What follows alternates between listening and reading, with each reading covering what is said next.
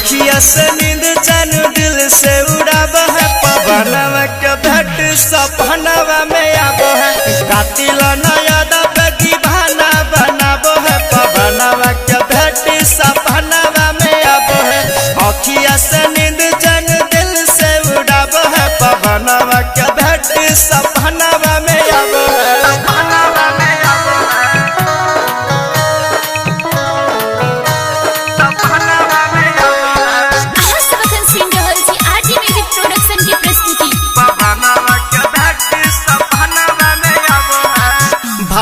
खाती है दिल को लुभाती है नखरे दिखा के हमें पल पल सताती है नखरे दिखा के हमें पल पल सताती है भाव भर खाती है दिल को लुभाती है नखरे दिखा के हमें पल पल सताती है पल पल सताती है हंसी मुस्का के करे जाकू काबो है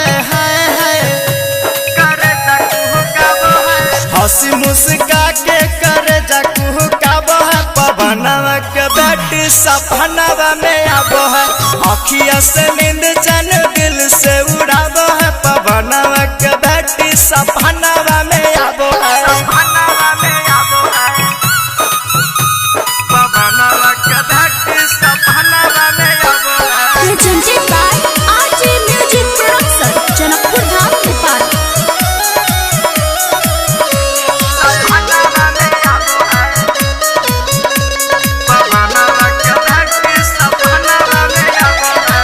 चलती है चाल जैसी चलती हिरनिया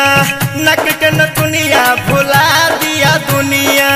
नक के नथुनिया भुला दिया दुनिया चलती है चाल जैसे चलती हिरनिया नक के नथुनिया भुला दिए दुनिया